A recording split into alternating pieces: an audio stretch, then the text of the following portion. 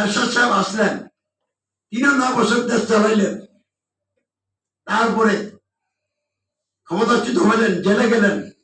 এরপরে তার দল আর মান ইজ্জত নিয়ে দাঁড়াইতে পারে নাই। এটা ছিল তার দলের উপরে একটা বিপর্যয়, আল্লাহ দিয়েছিলেন। তারপরে বেগম খালেদা জিয়া রাষ্ট্রীয় নেতৃত্বে আসলেন, আবার তাকে আন্দোলনের মাধ্যমে সরানো হলো। যে জামাত ইসলামী তাকে সমর্থন দিয়ে সরকার গ্রহণ করে দিল, এই জামাত ইসলামী আওয়ামী লীগের সাথে মিলে আন্দোলন করে তারা ক্ষমতাতে নামিয়ে 1996 সালে শেখ হাসিনা কলা কৌশল করে ক্ষমতা আসলেন। আবার জোট গঠন করে 2001 সালে বিএনপি জামাত জোট সরকার গ্রহণ করলো, 5 বছর ক্ষমতা থাকলো। পরে কলকাঠি নেড়ে বিভিন্ন ভাবে শেখ হাসিনা আবার রাষ্ট্রীয় নেতৃত্বে আসলেন, ক্ষমতা আসলেন। এই যে ক্ষমতা আসলেন, আসা তিনি তার মতো করে পুরো দেশটাকে সাজানোর চেষ্টা করলেন, প্রশাসনকে তার মতো করে সাজিয়ে ফেললেন। প্রশাসন হয়ে গেল তার গোলাম, আর গোটা জাতিকে গোলাম বানানোর জন্য সে পরিপূর্ণ আয়োজন করে প্রস্তুত। শেখ মুজিবুর রহমান যে কাজটা করতে পারে নাই, তিনি ওনার চক্ষু চালাক চতুর, উনি ওইটা করে ছাড়বেন।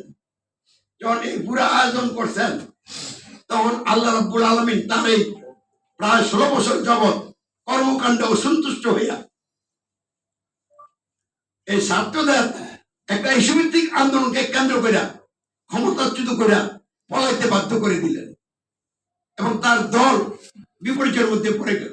এগুলি ছিল মূলত আল্লাহর দিনে বসবাস করে আল্লাহর বিধান বাদ দিয়া এই তথাকথিত জনলোকের থিওরি গণতন্ত্র মান্না আর নিজস্ব কিছু মত খাটাইয়া অতিরিক্ত মাতবরি করার ফল হিসাবে শেখ হাসিনা এবং তার দলের উপরে আল্লাহ একটা বিপর্যয় দিয়ে দিলেন, এবং এই দল মাঠে দাঁড়াইতে পারছেন। এগুলি আল্লাহ কেন ঘটাইলেন? এই জন্য ঘটাইছেন যাতে দেশ এবং জাতির মানুষ এগুলি থেকে শিক্ষা গ্রহণ করে। কি শিক্ষা?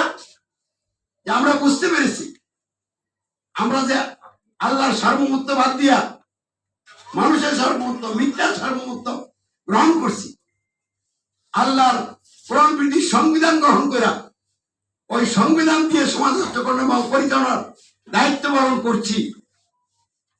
এই কারণেই আমাদের উপরে বিভিন্ন সময়ে আল্লাহর পক্ষ থেকে আযাব গজবগুলি অবতীর্ণ হয়েছে। বাঁচতে হলে আর তাল বাহানা করা যাবে না, ডাইরেক্ট ফিরে আসতে হবে আল্লাহর সার্বভৌমত্বে। যে রবকে মান্য করছি, সেই রবকে মেনে রবের বিধান দিয়ে সমাজ এবং রাষ্ট্র গঠন এবং পরিচালনা করার দায়িত্ব পালন করতে হবে। এই শিক্ষা যেন লোকেরা নেয়, এই জন্য আল্লাহ কি করছেন, বিভিন্ন সময়ে প্রথম